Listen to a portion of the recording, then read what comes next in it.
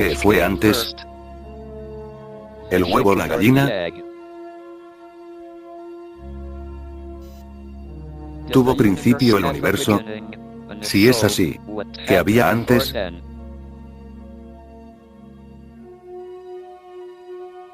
dónde procede el universo? ¿Y hacia dónde se dirige?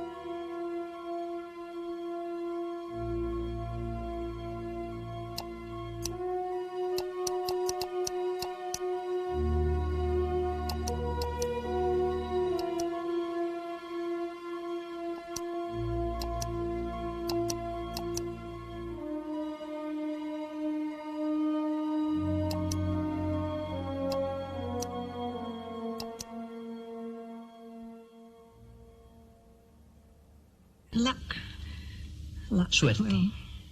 Hemos tenido mucha suerte. Toda mi familia, Steven y los demás. Hemos sufrido desastres, pero al menos hemos sobrevivido. Todos sufren desastres y algunos desaparecen y no se les vuelve a ver.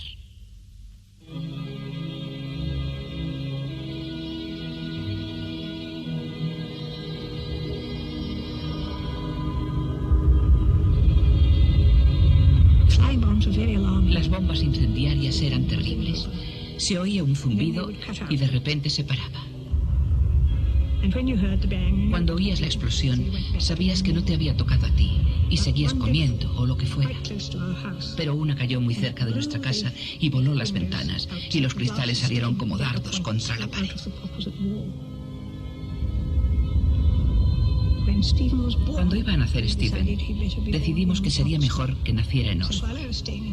Mientras estaba en el hospital, fui a la librería Blackwell y compré un atlas astronómico.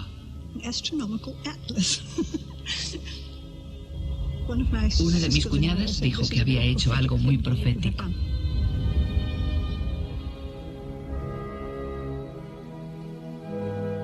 ¿Qué hay de real en el tiempo? ¿Llegará a terminarse?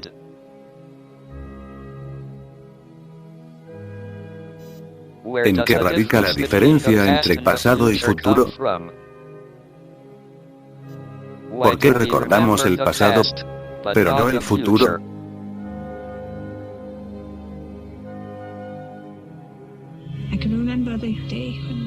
Recuerdo el día en que atravesábamos Londres y terminó el apagón. Las ventanillas no estaban tapadas con cortinillas en el tren en el que íbamos. Cruzábamos uno de los puentes y las luces, bueno, las luces que quedaban en Londres estaban encendidas. Era también una noche muy estrellada y el panorama era precioso. Recuerdo que solíamos tumbarnos en el césped mirando al cielo con un telescopio para ver esas estrellas maravillosas. Steven tenía una gran capacidad de asombro y yo veía cómo le atraían las estrellas, incluso lo que había más allá. Nací exactamente 300 años después de la muerte de Galileo. Calculo que unos 200.000 niños nacieron el mismo día.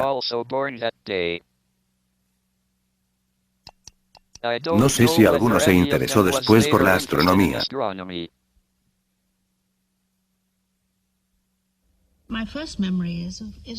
Mi primer recuerdo es el de Isobel empujando un anticuado cochecito de niño por North Road, llevando a Steven y a Mary. Parecían muy grandes por el tamaño de sus cabezas y sus mejillas, y llamaban la atención. Parecían distintos a la gente corriente. Recuerdo que visité a los Hawking en varias ocasiones. Era un sitio donde, si te invitaban a cenar, podías tener una conversación con Steven, pero el resto de la familia se sentaba a la mesa leyendo un libro. Algo que no está bien visto en mi ambiente, pero que era tolerable en los Hawking porque se les consideraba muy excéntricos, muy inteligentes, gente muy lista, aunque algo raros. Mi impresión era que todos los Hawking eran así, salvo Steven, que parecía el único miembro normal de la familia. Steven decía que sabía 11 formas de entrar en la casa. Yo solo encontraba 10. No sé dónde estaba la otra. En el lado norte de la casa había un cobertizo para las bicicletas. Tenía una puerta delante y otra detrás. Sobre él estaba la ventana de la sala en forma de L. Por delante se podía dar la vuelta y acceder al tejado. Y desde ese nivel al tejado principal. Creo que Steven conseguía entrar por el tejado. Él trepaba mucho mejor que yo. Sigo sin saber la 11ª forma.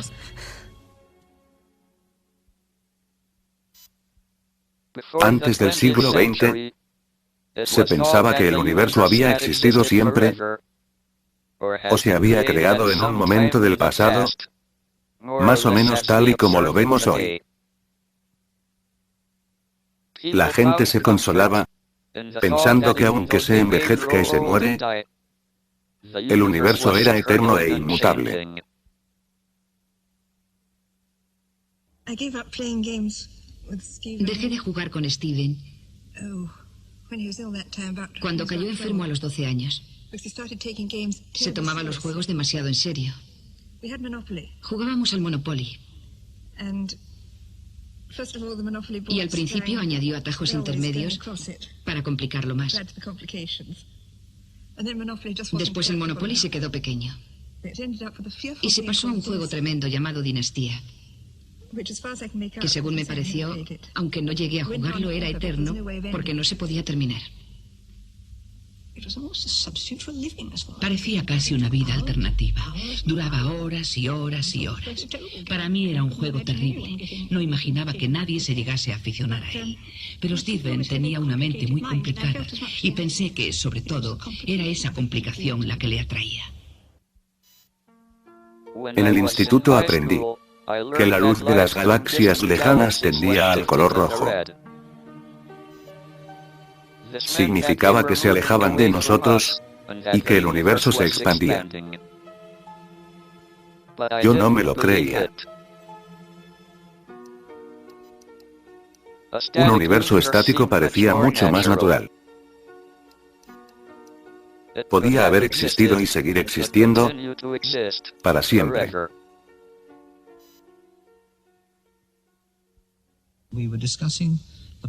Discutíamos la posibilidad de la generación espontánea de la vida y creo que Steven hizo un comentario que indicaba no solo que él pensaba en ello, sino que también había hecho algunos cálculos sobre cuánto tiempo sería preciso. En ese momento, creo que le comenté a uno de mis amigos, John McLenaghan, creo que Steven llegará a ser sumamente brillante. Puede que no con esas palabras, pero le dije algo así. Y él discrepó. Así que apostamos sobre el tema. Dada nuestra edad, apostamos una bolsa de caramelos. Y por cierto, creo que la apuesta la gané yo y que merezco el premio, que aún no me ha pagado.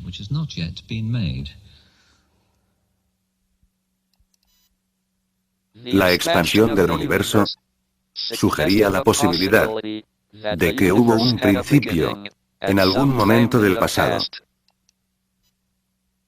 El momento en que el universo pudo haberse originado se conoció como Big Bang.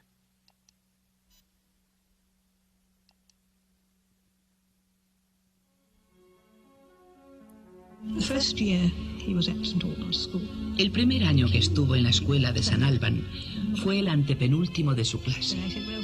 Yo le dije, bueno, Steven, ¿de verdad no puedes quedar algo mejor? Me dijo, bueno, a otros les ha ido peor. A él le daba igual.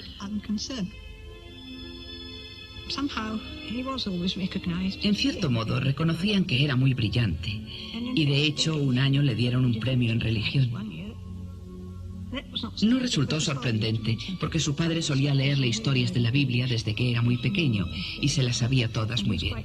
Estaba muy versado en temas religiosos, aunque no creo que los ponga mucho en práctica ahora.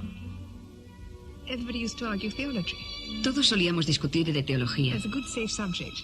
Era un tema muy cómodo. No se manejan hechos. Luego resultan muy molestos.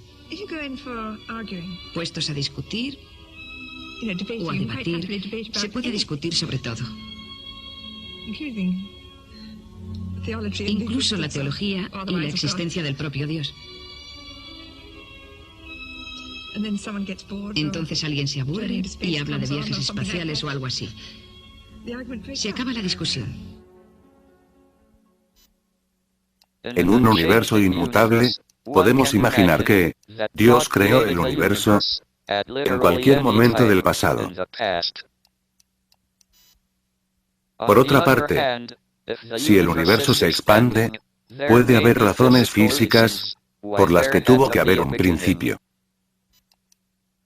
Un universo en expansión no excluye a un creador, pero establece límites sobre cuándo pudo realizar su labor.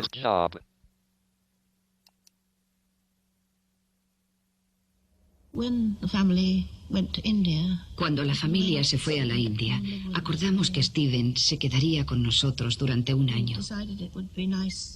Decidió que deberíamos practicar baile escocés por las noches. Bueno, esta era una casa corriente, pero teníamos bastante espacio y un salón grande. Así que compramos unos discos y un libro sobre baile, y Steven hizo el resto. Se empeñaba en que llevásemos chaqueta y corbata, y él hacía de maestro de ceremonias. Steven se lo tomaba muy en serio, pero es que le gustaba mucho el baile. Había 4 físicos en mi curso. Gordon Berry, Richard Bryan, Steven y yo.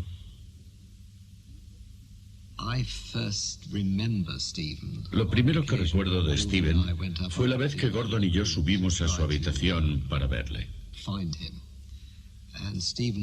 Steven estaba allí con una caja de cervezas, bebiéndoselas poco a poco. Solo tenía 17 años, así que no le dejaban entrar en los pubs. Había llegado a Oxford siendo demasiado joven.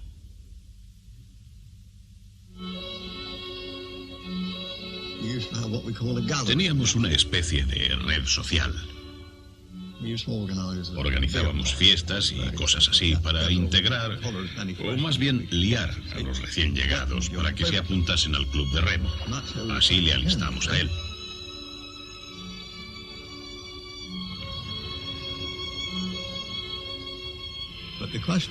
El problema con Steven era si le hacíamos timonel del primer equipo o del segundo equipo. Unos timoneles pueden ser muy arriesgados y otros timoneles pueden ser muy sensatos. Él era de los arriesgados.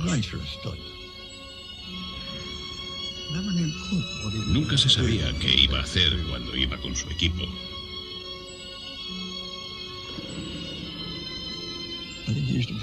Creo que se llevaba su trabajo mental a la barca a veces. Sus pensamientos bullían a diferentes niveles.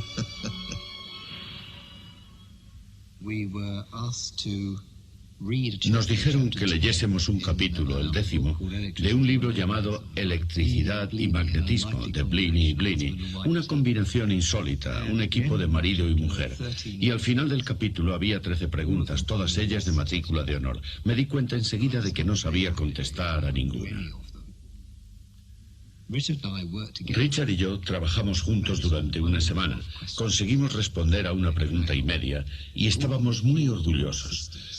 Gordon no quiso ayuda y consiguió resolver una él solo. Steven, como siempre, no había ni empezado. A la mañana siguiente se fue a su cuarto a las 9 en punto. Nosotros volvimos a las 12 o a las 12:05 y apareció Steven. Estábamos en la entrada del colegio mayor. Hawking, le dije, ¿cuántas has conseguido hacer? Bueno, dijo, solo me ha dado tiempo a contestar a 10. En ese momento nos dimos cuenta de que no solo no estábamos en la misma calle, no estábamos en el mismo planeta.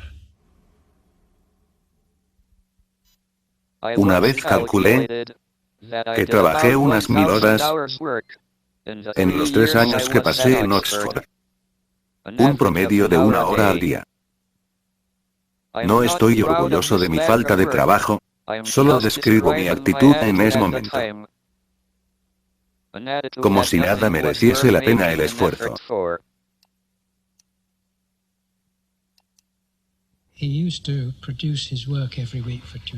Solía entregar su trabajo semanalmente para corrección, y como no guardaba notas, ni apuntes, ni nada parecido, al salir de mi clase tiraba todo a la papelera. Los demás estudiantes de la clase, al ver lo que hacía, se quedaban pasmados porque pensaban que habría hecho su trabajo en media hora. Y si ellos hubieran podido hacerlo en un año, no lo tirarían a la papelera, lo enmarcarían y lo colgarían en la pared. Habiendo trabajado tan poco, pensé aprobar el examen final haciendo problemas de física teórica y evitar preguntas que precisasen conocimientos objetivos. No me fue muy bien. Estaba en el límite entre el título de primera y segunda clase. Me entrevistaron para decidir cuál me daban. Me preguntaron sobre mis planes para el futuro. Si me dan el de primera, me iré a Cambridge. Si solo me dan el de segunda, me quedaré en Oxford. Me dieron el de primera clase.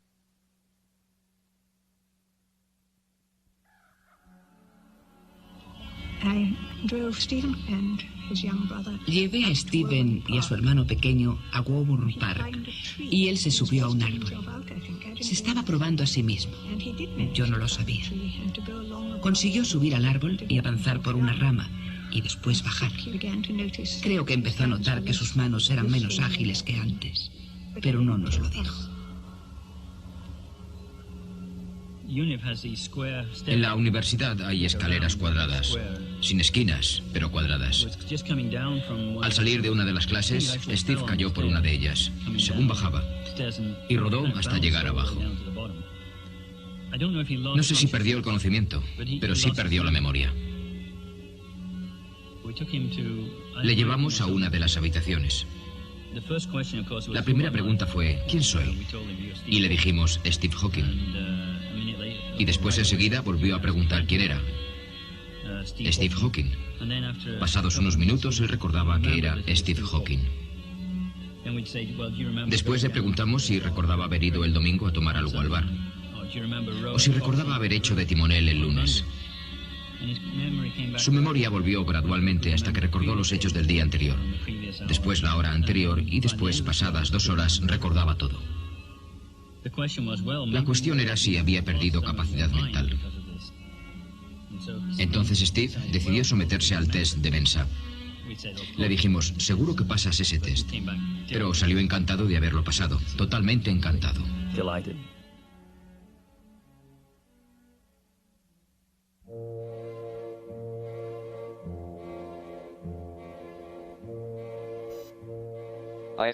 Había 2 campos de la física teórica que yo quería estudiar en Cambridge. Uno era la cosmología, el estudio de lo inmenso. El otro era partículas elementales, el estudio de lo diminuto. Sin embargo, las partículas elementales me parecían menos atractivas porque no había una teoría firme. Lo único que se hacía era clasificar las partículas en familias, como en botánica. En cosmología, por otra parte, había una teoría bien definida, la teoría de la relatividad general de Einstein.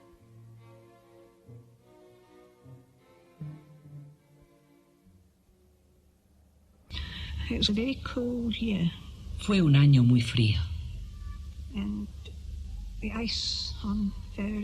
El estanque Veralamian estaba helado y fuimos a patinar. Steven solía patinar muy bien. Entonces yo estaba junto a él y vi que no estaba patinando tan bien, pero yo tampoco, puestos a decirlo. Se cayó y no podía levantarse. Le llevé a una cafetería para que entrase en calor y entonces me lo contó todo. Ya estaba diagnosticado. Insistí en ir a ver a su médico, porque me parecía que pasase lo que pasase, habría alguien que pudiera hacer algo. Al menos para que las cosas fuesen más fáciles. No diré el nombre del médico, pero fui a verle a su clínica en Londres y se sorprendió de que me hubiese molestado en visitarle. Al fin y al cabo solo era la madre. Bueno, fue muy amable. Accedió a recibirme y todo muy bien. Y dijo, sí, es muy triste. Un chico tan brillante, truncado en plena juventud. ¿Qué le vamos a hacer? Le pregunté, ¿no podríamos darle sesiones de fisioterapia o algo que pueda ayudarle de alguna forma? Dijo, en realidad no se puede hacer nada. Poco después de cumplir los 21 años, fui al hospital a hacerme unas pruebas. Hicieron una biopsia de un músculo del brazo, me pusieron electrodos, me inyectaron líquido de contraste en la columna vertebral y con rayos X miraban cómo se movía al inclinar la cama. Diagnosticaron que tenía ELA, esclerosis lateral amiotrófica, o la enfermedad de Lou Gehrig, como se le conoce también. Me dijeron que no tenía cura y que me quedaban 2 años y medio de vida.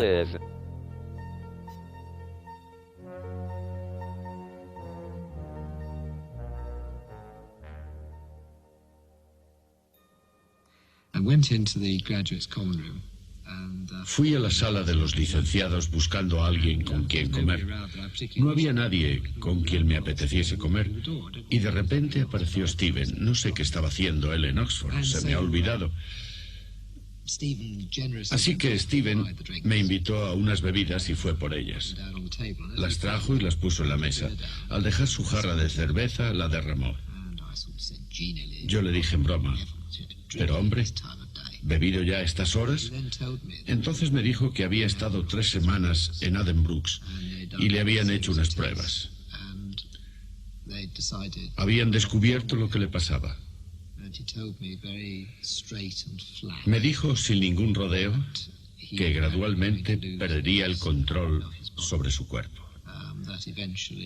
Que con el tiempo solo funcionarían su corazón, sus pulmones y su cerebro. Y le habían dicho que al final su cuerpo sería como un vegetal, pero que su mente seguiría en perfectas condiciones y que no podría comunicarse con el resto del mundo. En esa época tenía sueños muy inquietantes. Antes de que me dieran el diagnóstico, la vida me aburría. Nada merecía la pena. Pero poco después de salir del hospital, soñé que iban a ejecutarme. Me di cuenta de que podía hacer muchas cosas útiles si me indultaban.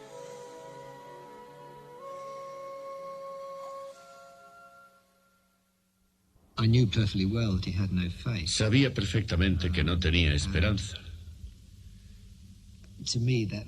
Y para mí eso lo hacía más difícil. Porque te preguntas, ¿por qué a mí? ¿A qué viene? ¿Por qué ahora?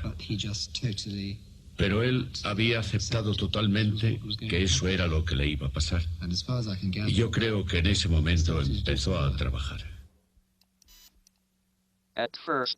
Al principio me parecía inútil dedicarme a investigar, porque no esperaba vivir lo suficiente para terminar el doctorado. Sin embargo, al cabo del tiempo, la enfermedad pareció retrasar su desarrollo. Empecé a comprender la relatividad general y avancé con mi trabajo. Pero lo que de verdad me cambió fue el comprometerme con una chica llamada Jane Wilde. Me dio algo por lo que vivir Pero también significaba que debía encontrar trabajo si queríamos casarnos. Steven ya estaba enfermo. Jane lo sabía. Y fue otro ejemplo de la suerte de Steven, encontrar a la persona adecuada en el momento adecuado. Steven estaba muy deprimido y no tenía ganas de seguir con su trabajo. Pensaba que solo le quedaban 2 años y medio. ¿Qué podía hacer en ese tiempo? Pero el conocer a Jane le dio nuevos ánimos y empezó a trabajar. Quería comprender el origen del universo. La teoría de Einstein de la relatividad general demostraba que el universo se expande. Pero no había respuesta a una pregunta crucial. ¿Hubo un Big Bang? ¿Un origen del tiempo?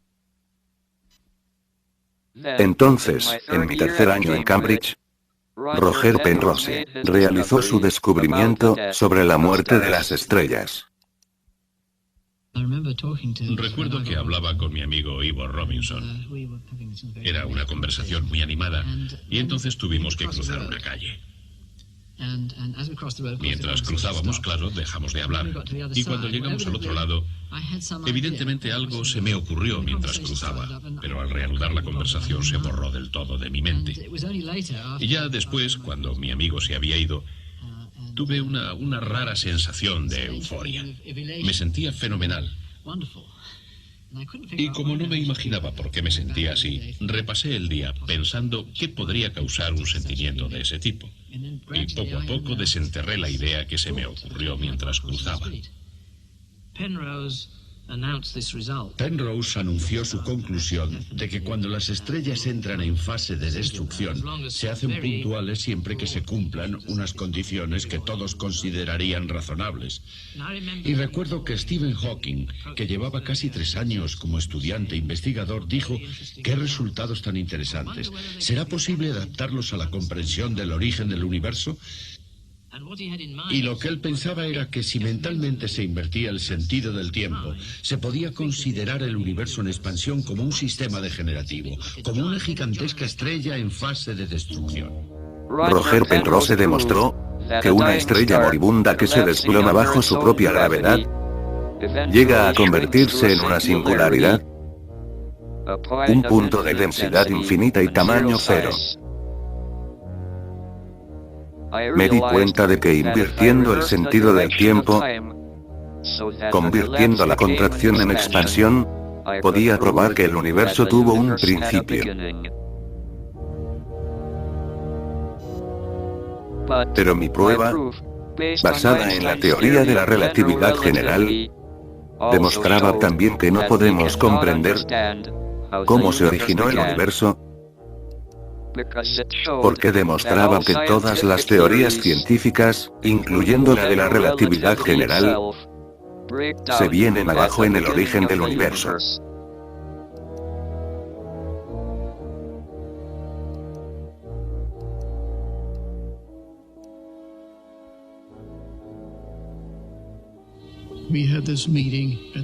Tuvimos una reunión en el Instituto de Física Espacial de Nueva York y yo dije: antes de llegar a una conclusión final, hay que tener en consideración un nuevo objeto, un objeto totalmente contraído por gravitación. Después de usar la frase objeto totalmente contraído por gravitación 10 veces, queda claro que hay que darle otro nombre. Así que se me ocurrió la palabra agujero negro. La palabra agujero negro, acuñada por John Wheeler, tuvo éxito. Todos la adoptamos y desde entonces la gente de todo el mundo, en Moscú, en América, en Inglaterra y demás sitios, sabían que hablaban de lo mismo. Y no solo eso, sino que, de repente, la nueva serie de conceptos se difundió entre el público e incluso los escritores de ciencia ficción empezaron a tratar el tema. Esta noche, amigos, estamos a punto de realizar un desafío jamás igualado en la exploración espacial. Si la información en mi nave de investigación concuerda con mis cálculos computarizados, viajaré hacia donde ningún hombre se atrevió a ir. ¿Al agujero negro? dentro, a través y más allá de él. ¿Por qué? Es una locura. ¡Es imposible! Al contraerse una estrella inmensa, su gravedad se hace tan intensa que la luz no puede escapar. La región de la que nada puede escapar se llama agujero negro y su límite es el horizonte de sucesos. Pudiera decirse del horizonte de sucesos lo que dijo Dante de la entrada al infierno: que pierda toda esperanza el que entre aquí.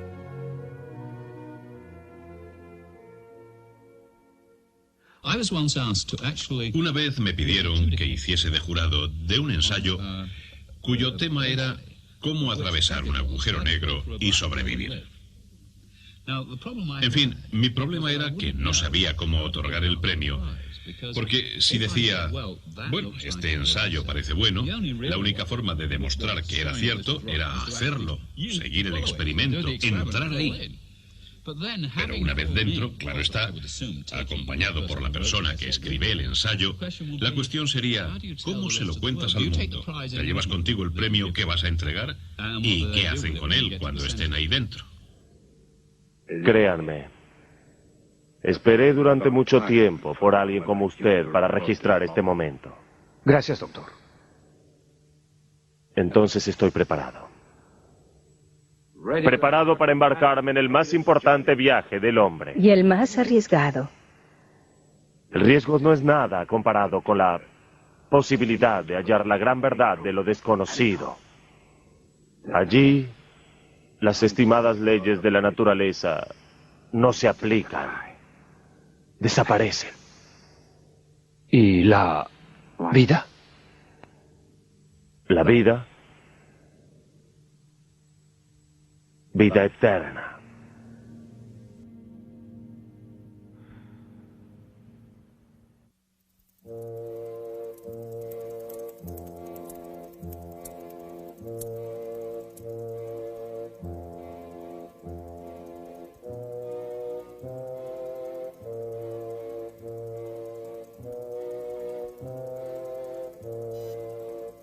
Si observásemos a un astronauta, tan temerario como para meterse en un agujero negro, a cierta hora de su reloj, por ejemplo, o a las 12, cruzaría el horizonte de sucesos y penetraría en el agujero negro.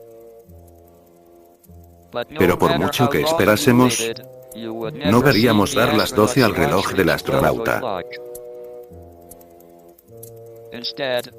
Cada segundo del reloj parecería cada vez más lento, hasta que el segundo antes de las 12 sería eterno.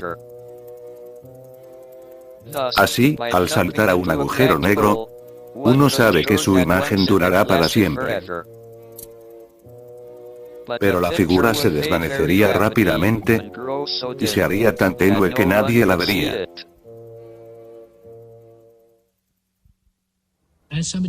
Si alguien entra en un agujero negro, visto desde fuera, parece que el tiempo se alarga y esa persona se mueve o cree que se mueve. Y quizá habla en su nave espacial a velocidad normal. Pero se ralentiza y se detiene en una posición determinada para un determinado observador exterior. Desde fuera no puede verse qué pasa después.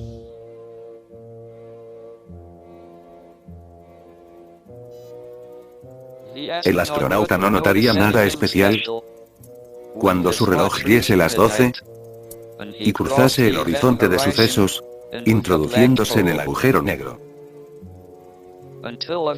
hasta que se acercase a la singularidad y quedase reducido a un espagueti.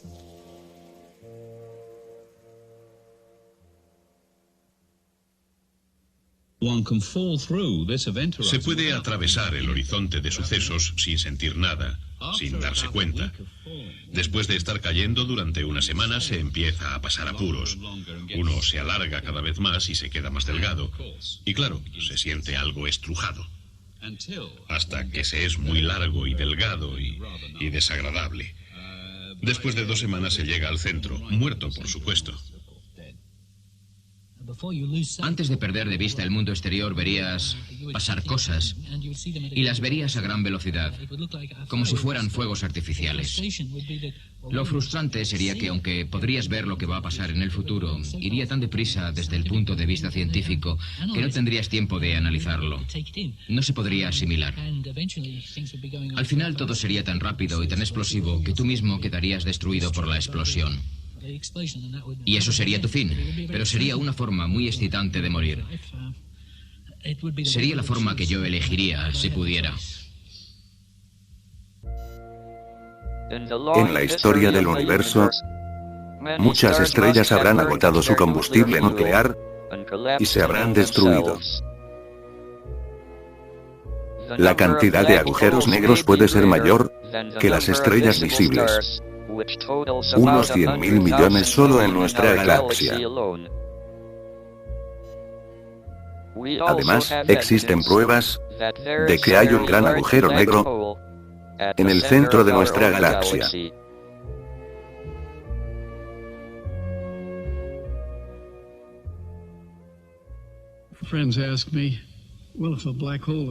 Mis amigos me preguntan, si un agujero negro es negro, ¿cómo se puede ver?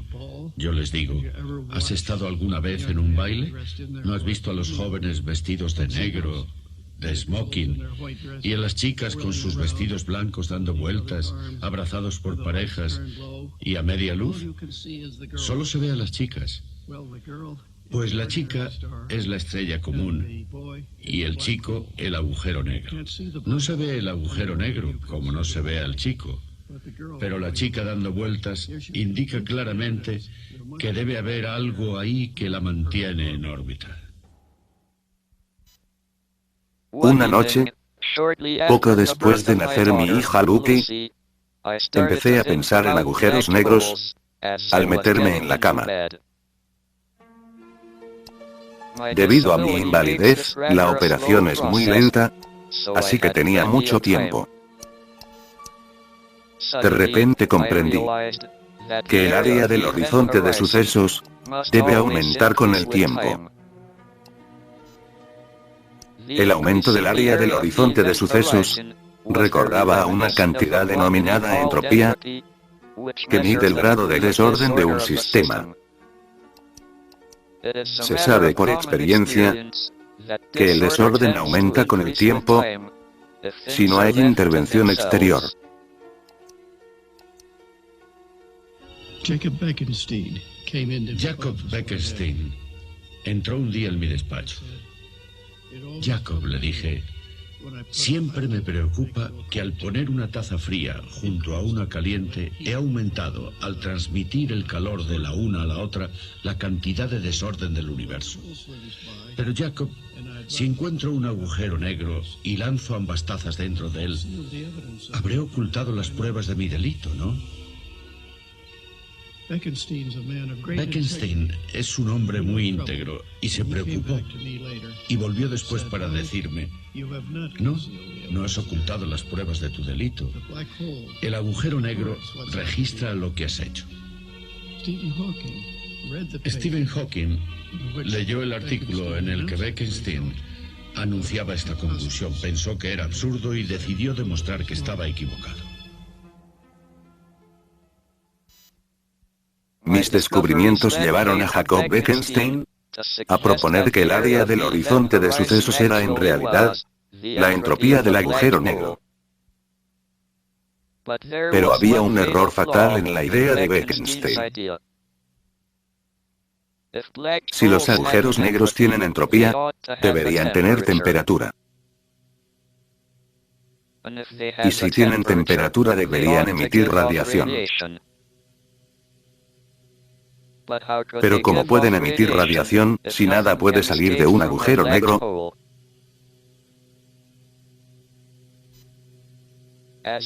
Resultó que Bekenstein tenía razón de una forma tan sorprendente que ni él ni nadie podían esperar.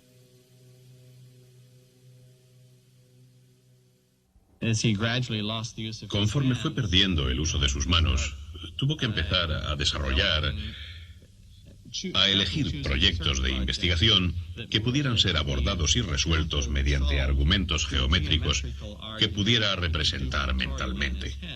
Y desarrolló una serie de herramientas que nadie más tenía. Así que, en cierto modo, cuando pierdes unos instrumentos, puedes desarrollar otros. Pero los nuevos se aplican a problemas diferentes que los antiguos. Y si eres el único en el mundo que domina los nuevos, entonces puedes resolver ciertos problemas que otros no pueden. Mi trabajo hasta 1973 se concentró en la relatividad general, y lo resumí en un libro que escribí con George Ellis, llamado La estructura a gran escala del espacio-tiempo. Ya entonces me resultaba difícil escribir. Intentaba crear imágenes y diagramas que pudiera representar mentalmente.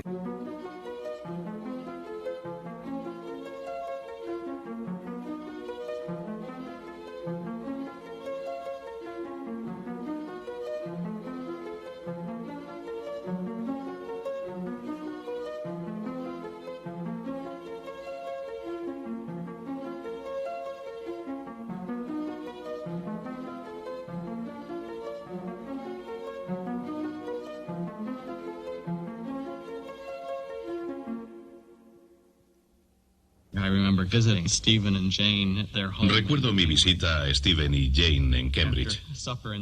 Por la noche, después de cenar, llegó la hora de que Stephen se fuera a dormir.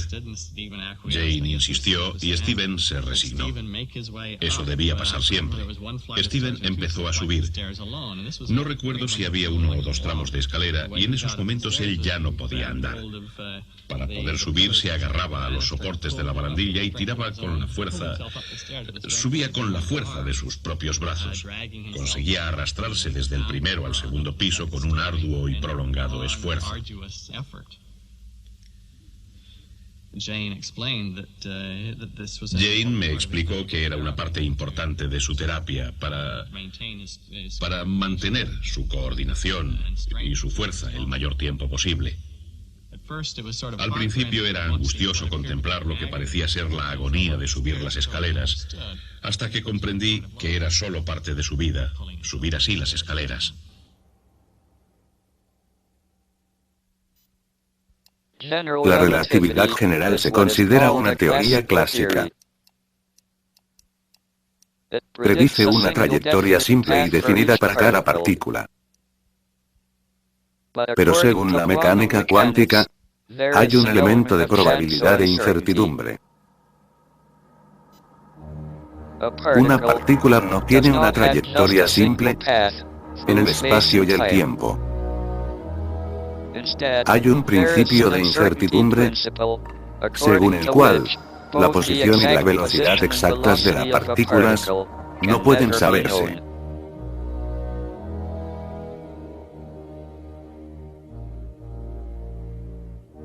Comencé a investigar el efecto de la mecánica cuántica sobre partículas próximas a un agujero negro. Encontré que hay partículas que pueden salir de un agujero negro, que los agujeros negros no son completamente negros. Al principio no me lo creí, pero al revisar los cálculos, tuve que admitirlo. Vi a Martin Rees y rebosaba de entusiasmo. Dijo, ¿lo has oído? ¿Ya sabes lo que ha descubierto Stephen? Todo es diferente, todo ha cambiado. Aún no estaba seguro de mi descubrimiento, así que solo se lo dije a unos cuantos colegas. Pero enseguida se difundió. Roger Penrose llamó el día de mi cumpleaños. Estaba tan emocionado y habló tanto tiempo que se me quedó fría la cena. Fue una pena porque había ganso y era mi favorito. Para mí es un milagro porque es un cálculo complicado y confuso. Ahora podemos hacerlo mucho mejor y lo que pasa queda más claro. Pero con ese enrevesado cálculo demostró que los agujeros negros no son negros, sino que hay una radiación residual. Stephen vino a una reunión y todos estaban boquiabiertos. Alguno se levantó y dijo: no puede ser, Stephen, no me creo ni una palabra. En una ocasión dije que no me convencía la explicación de la creación de partículas con energía negativa, pero forma parte de la controversia de la ciencia. Hay que dar y tomar, y me encanta formar parte de eso. Es lo que lo hace divertido. Si nos sentásemos y dijésemos, oh, genial, cuando se tienen serias dudas, eso no sería favorecer a la ciencia. Pero no me mostré antagonista en absoluto, salvo la vez que lo cuestioné. Por fin me convencí de que los agujeros negros irradian cuando encontré el mecanismo que lo hacía posible. Según la mecánica cuántica, el espacio está lleno de partículas virtuales y antipartículas que constantemente se materializan por pares, separándose y uniéndose de nuevo y eliminándose mutuamente. En presencia de un agujero negro, un miembro de un par de partículas virtuales puede caer al agujero, dejando al otro miembro sin pareja con que eliminarse.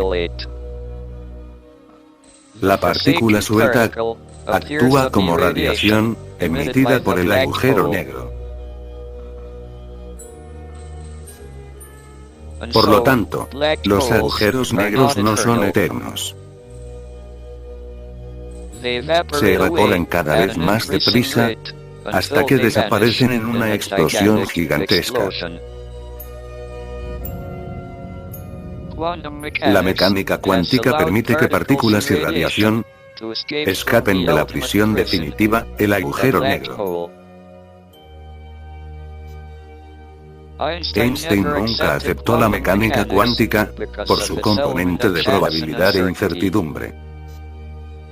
Decía: Dios no juega a los dados. Parece que Einstein se equivocó por partida doble. Los efectos cuánticos de los agujeros negros indican no solo que Dios juega a los dados, sino que a veces los lanza donde no los podamos ver.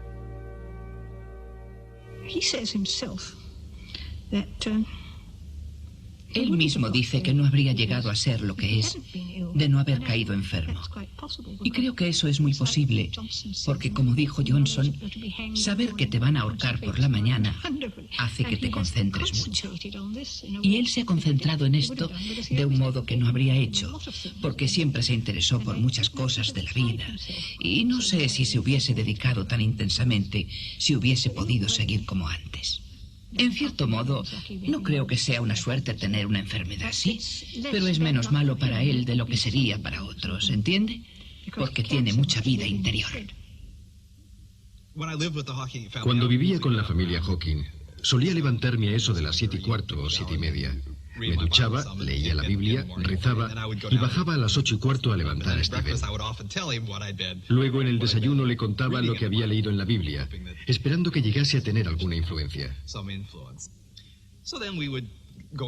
Después nos poníamos a trabajar y solíamos revisar los artículos científicos que nos enviaban. Descubrí que a pesar del gran cerebro de Hawking, leía muy despacio. Yo leía al doble de velocidad. Pero claro, resulta que él leía para recordar, porque le resultaba muy difícil retroceder para revisar algo, mientras que yo podía darle la vuelta al papel y buscar lo que me interesaba o lo que me hacía falta. La radiación del agujero negro nos ha demostrado que la contracción gravitacional no es tan definitiva como pensábamos antes. Si un astronauta cayese en un agujero negro, sería devuelto al universo en forma de radiación. En cierto modo, el astronauta sería reciclado. Sin embargo, sería una inmortalidad muy triste, ya que cualquier concepto personal del tiempo se destruiría con él dentro del agujero negro. Lo único que sobreviviría sería su masa y energía.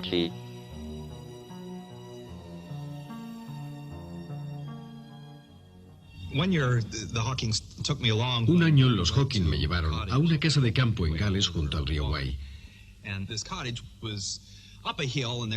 La casa estaba en una colina y había un camino empedrado que llegaba a la casa que yo no conocía. Y claro, yo quería hacer el menor número posible de viajes. Así que pusimos las baterías de Steven bajo su silla. Tiene un compartimento para llevarlas y pusimos las de repuesto. Steven no se dio cuenta de que yo las había puesto ahí y no sabía que la silla iba muy cargada. Steven iba delante de mí y dio un giro para llegar a la casa, pero estaba en pendiente y cuando miré vi que la silla de Steven se iba inclinando hacia atrás y yo, claro, estaba a unos 10 metros. Salí corriendo, pero no pude llegar a tiempo para evitar que cayera de espaldas en los setos. Era una escena curiosa ver al maestro de la gravedad vencido por la débil fuerza gravitacional de la Tierra. Para mí sería fatal tener que estar siempre con gente, nunca a solas. No lo soportaría. Pero él lo encuentra divertido y disfruta de la vida y va de un lado para otro. Creo que eso es fantástico. Es un tipo de valor que yo no tengo, ni que su padre tenía. Desde luego es admirable. Me pregunto de dónde lo habrá sacado. Habría unas 50 personas. Yo estaba en un rincón apartado, observando tranquilamente, descansando un momento. Y Steven estaba no muy lejos de mí. Jane se acercó a él y le miró. Y él estaba sentado con la cabeza en las piernas, como solo puede hacerlo Steven. Y Jane le dijo: «Estás de pena, Steven. Ponte derecho». Algunos invitados no entienden que estás ahí, pensando en la física y pasándolo en grande. Parece que sufres. Ponte derecho y habla con la gente. En 1979, me nombraron catedrático lucasiano de matemáticas. Es la misma cátedra que ostentó Isaac Newton. Tienen un libro enorme, donde todos los profesores universitarios deben firmar. Después de ser catedrático lucasiano durante un año, se dieron cuenta de que yo no había firmado. Trajeron el libro a mi oficina y firmé con dificultad. Fue la última vez que escribí mi nombre.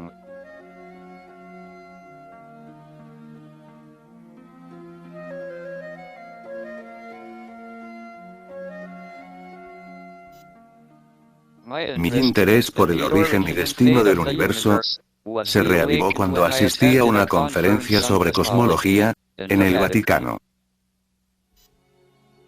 Después, tuvimos una audiencia con el Papa.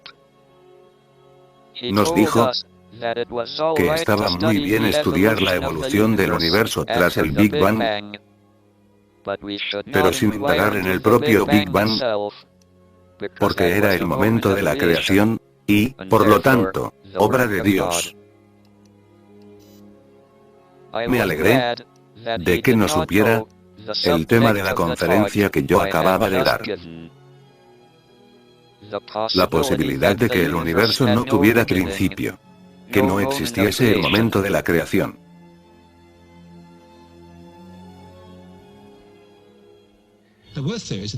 Había teorías a principios de los 70, las primeras sobre la creación, en las que se partía de un espacio externo fijo en el tiempo, que siempre habría estado vacío, y de repente, sin saber por qué, el universo forma un núcleo en un punto dado y estalla. El problema es que cuando el espacio y el tiempo aparecen en la teoría clásica, ese mismo punto es un punto singular en matemáticas. Las matemáticas fallan y por tanto no podemos usar eso como teoría de la creación. Si nos remontamos en el tiempo, llegamos a la singularidad del Big Bang, donde fallan las leyes de la física. Pero hay otra dirección del tiempo que podemos tomar y evitar la singularidad. Se llama dirección imaginaria del tiempo. En el tiempo imaginario, no tiene por qué haber singularidades que constituyan un principio o fin del tiempo. En tiempo imaginario tenemos la curiosa posibilidad de tener un ahora, digamos, sin tener necesariamente una cadena de momentos pasados. Si partimos de donde estamos y retrocedemos en el tiempo, todo irá bien durante un largo periodo. Pero conforme retrocedemos, nos acercamos a lo que sería el punto de origen en el tiempo real convencional. Descubrimos que la naturaleza del tiempo cambia, que el componente imaginario se hace cada vez más importante. Y al final, lo que sería el punto singular en la teoría clásica desaparece y tenemos la preciosa imagen de esa especie de cuencos con que se describe la creación del universo. Ahora estamos aquí, una especie de cuenco del pasado donde no hay punto inicial, sino un perfil redondeado.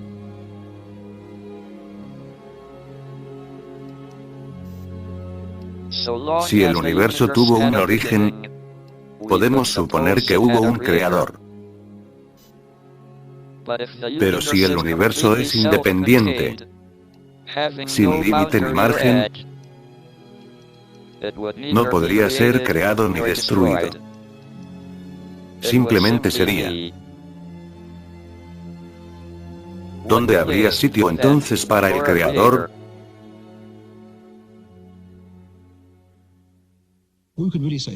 Podemos decir que el universo es porque es una estructura matemática independiente. No hay pasado porque, a diferencia de la creación, punto inicial, aquí no hay nada que crear. Decir que está creado de la nada es inapropiado, una mala utilización de la palabra nada. No es que hubiera un espacio vacío en el que apareció el universo, que llamaríamos la nada. Es que no había nada en absoluto. La utilización del pretérito de un verbo es inadecuado en estas teorías. Por desgracia, los tiempos de los verbos se hicieron cuando se creía en el tiempo real, y aún no tenemos una forma lingüística para los verbos en tiempo imaginario. La palabra tiempo no ha venido del cielo como un regalo de las alturas. La idea del tiempo es un concepto inventado por el hombre. Y si conlleva ciertas confusiones, ¿de quién es la culpa? Es nuestra. ¿De dónde proviene la diferencia entre el pasado y el futuro? Las leyes de la ciencia no distinguen entre pasado y futuro. Sin embargo, hay una gran diferencia entre el pasado y futuro en la vida cotidiana.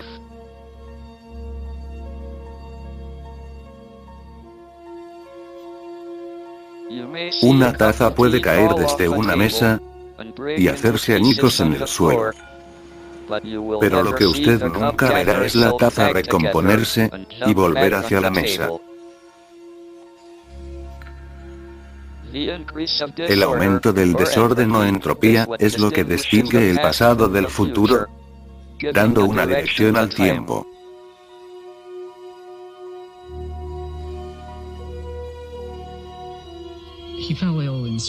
Cayó enfermo en Suiza.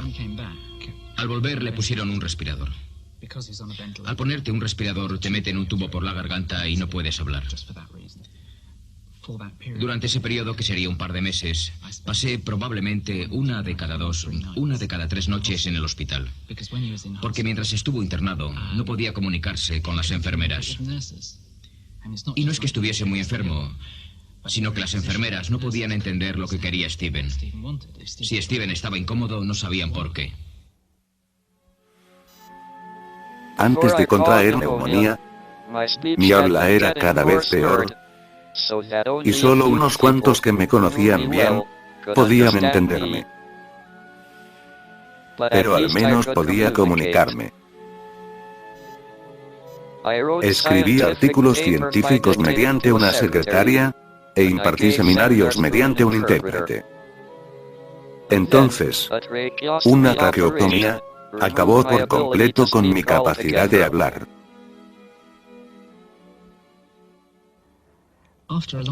Después de mucho tiempo, o al menos eso parecía, se presentaron con ese maravilloso aparato. No lo tenían en el Hospital Cambridge. Lo habían traído de Londres. Era alta tecnología. Poderse comunicar con alguien sin voz. Es como un trozo de plástico de este tamaño y las letras del alfabeto colocadas así con un agujero en el medio. Lo pones entre tú y la otra persona y él mira una letra. Tú puedes ver qué letra está mirando casi siempre, aunque a veces no estás seguro. Así que el paciente deletreaba lo que quería. Él miraba una letra, por ejemplo, la A. Tú preguntabas la A. Eso es. Parecía un acertijo.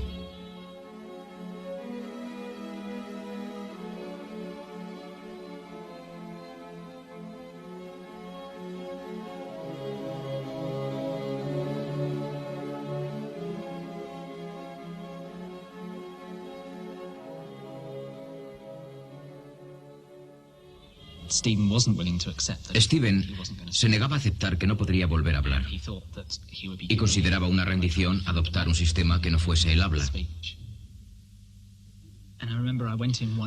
Recuerdo que llegué una noche y fue la primera vez que quiso salir de la cama para usar el ordenador. A veces lo sentaban para que no estuviese siempre tumbado, como se hace con los enfermos. Esta vez le pidió a la enfermera que le sacasen de la cama para usar el ordenador, y así fue. Recuerdo que lo primero que escribió, después de decir hola, Steven siempre ha sido muy educado, fue: ¿me ayudas a terminar el libro?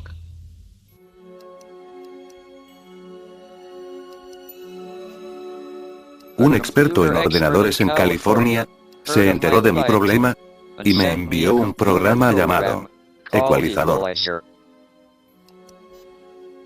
Me permitía seleccionar palabras de una serie de menús en la pantalla, apretando un interruptor con la mano. Las palabras eran enviadas a un sintonizador de voz situado en mi silla de ruedas. Me sorprendí al descubrir que podía comunicarme mucho mejor que antes.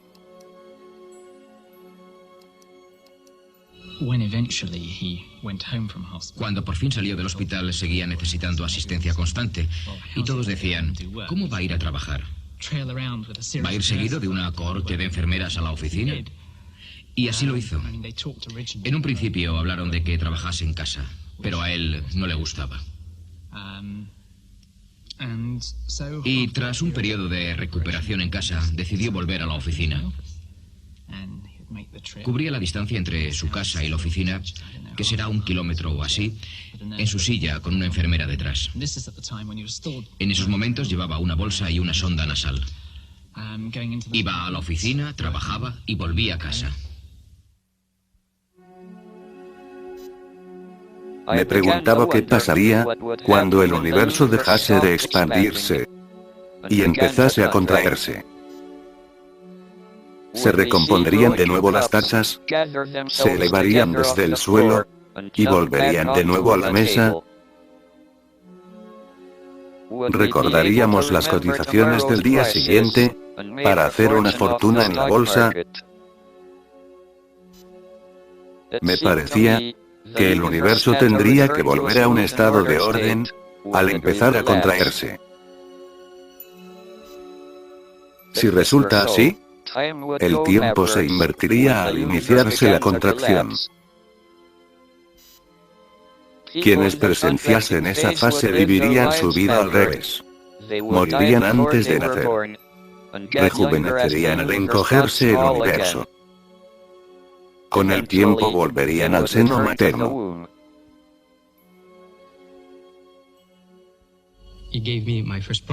Me planteó mi primer problema. Me pidió que resolviese un problema matemático y normalmente al plantear un problema, sabe cuál va a ser la solución. Me puse a ello y tardé unos meses en comprender de qué iba. Volví y le dije: esta es mi respuesta. Él me dijo: no es lo que esperaba. Le dije: es lo que me sale. Fui a la pizarra y se lo expliqué. Me dijo: ¿has pensado en ese caso particular? Le dije: pues no. Hice cálculos sobre lo que él me decía. Volví unas semanas después y le dije: Steven, no lo consigo. Sigo obteniendo la misma respuesta que antes. Él me dijo: no, algo falla. ¿Has pensado en esto? Dije: oh no, he olvidado ese caso particular. Así que volví al tablero a rehacer los cálculos y de nuevo la misma respuesta. Así que fui a verle. Esto ya duraba 2 o 3 meses. Por fin me dijo: quizá una de tus aproximaciones no es válida. Un colega y yo decidimos utilizar un ordenador.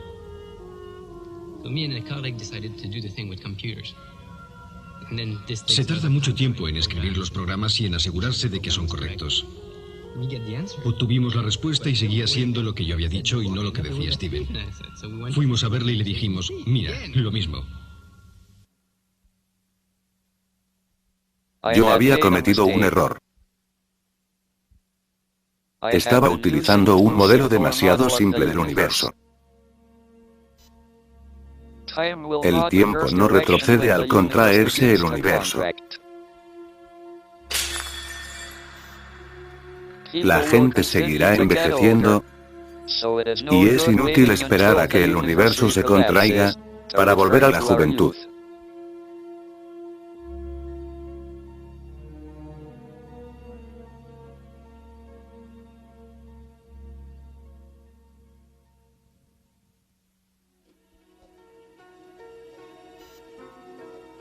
Einstein hizo la pregunta: ¿qué opciones tuvo Dios al crear el universo?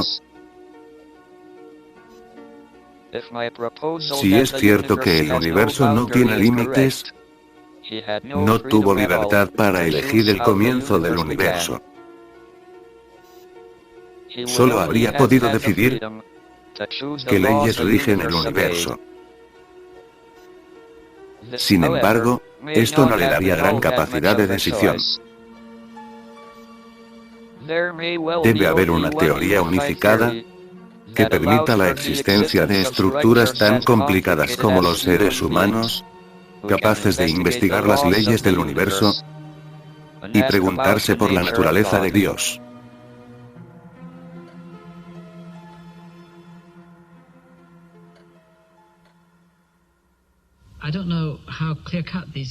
No sé si están bien definidos estos experimentos, pero se han hecho experimentos sobre la conciencia del tiempo y llevan a una curiosa imagen que en realidad no tiene mucho sentido. No sé si refinando estos experimentos se eliminaría ese tipo de anomalía, pero en cierto modo parece que hay algo raro sobre esa conciencia y que casi parece que el futuro afecta al pasado en cierta forma. A niveles muy limitados, pero tal vez del orden de una razonable fracción de segundo. No hay razón para creer que nuestra experiencia consciente no pueda formar parte de la de otro, en otros niveles. O sea que, no sé si puede decirse lo que pasa después de la muerte, pero podríamos, es algo verosímil, convertirnos en otra persona. Y esa persona podría ser alguien que vivió en el pasado, no en el futuro. Si solo hay una teoría unificada posible, será solo un conjunto de reglas y ecuaciones. ¿Qué da vida a las ecuaciones y crea un universo para que lo describan? ¿Por qué se toma el universo la molestia de existir? ¿Es tan convincente la teoría unificada que origina su propia existencia? ¿O necesita un creador? Y si es así, ¿quién le creó a él?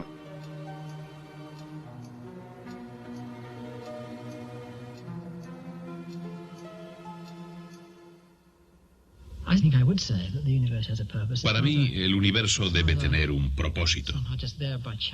No está ahí por casualidad. Creo que es... Algunos creen que el universo está ahí y que poco más o menos sigue su camino, y que de modo accidental nos encontramos aquí. Pero no creo que sea una forma provechosa o adecuada de ver el universo. Creo que debe haber algo más profundo. En el tiempo real, el tiempo en que vivimos, el universo tiene dos posibles destinos: seguir expandiéndose eternamente o contraerse y acabar en la gran compresión. Sería como el Big Bang, pero al revés. Ahora creo que el universo terminará en la gran compresión. Sin embargo, yo tengo ciertas ventajas sobre muchos profetas de la catástrofe. Pase lo que pase dentro de 10 billones de años, No creo que siga aquí para que me quiten la razón.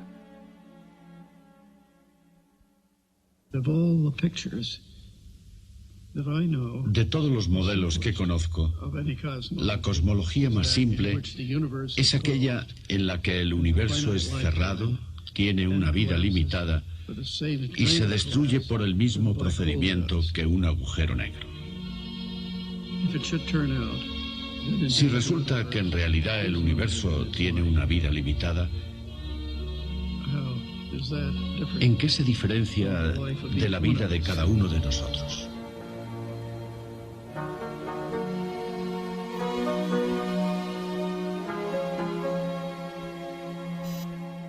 La noche del 5 de marzo, sobre las 10:45, regresaba a mi piso de Billinghurst. Llovía y estaba oscuro. Iba por Grange Romae y vi acercarse unas luces. Pensé que estaban lejos, que podía cruzar. El vehículo debía ir muy deprisa, porque al llegar a la mitad de la carretera, mi enfermera gritó: «Cuidado». Oí un patinazo de neumáticos, y mi silla de ruedas fue embestida por detrás. Terminé en el suelo, con las piernas sobre los restos de la silla. El accidente destrozó mi silla de ruedas y dañó mi sistema informático de comunicación. Me dieron 15 puntos en la cabeza, pero volví a trabajar unos días después.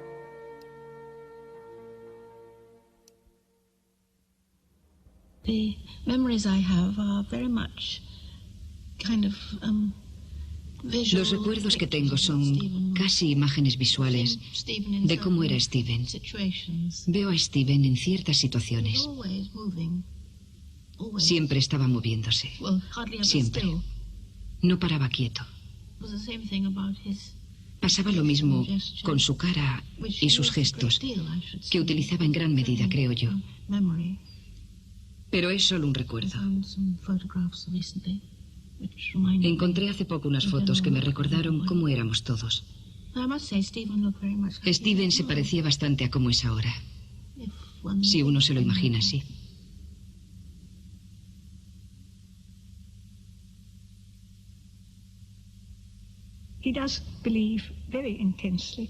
Él cree intensamente en la capacidad casi infinita de la mente humana. Tienes que averiguar lo que no puedes saber antes de saber que no puedes, ¿verdad? Así que no creo que deba restringirse el pensamiento. Entonces, ¿por qué no seguir pensando en lo impensable? Alguien tiene que empezar a hacerlo. ¿Cuántas cosas eran impensables hace un siglo? Y sin embargo las pensaron. Y a menudo parecían poco prácticas. Así que no todo lo que dice Steven hay que tomarlo como el Evangelio. Él investiga, busca cosas, y a veces probablemente dirá tonterías, como todos. Pero la cuestión es, la gente debe pensar, debe seguir pensando, debe intentar ampliar los límites del conocimiento, y a veces no saben por dónde empezar. No sabemos dónde están esos límites, ¿verdad? No sabemos dónde está el punto de partida.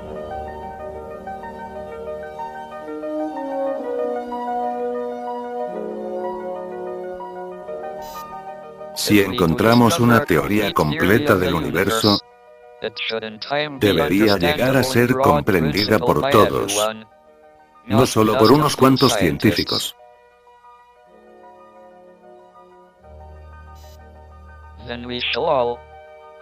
Entonces filósofos, científicos y gente corriente podremos participar en la discusión del por qué existimos nosotros y el universo.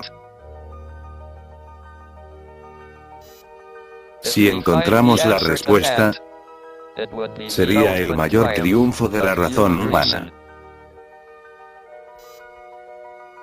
Entonces, conoceríamos la voluntad de Dios.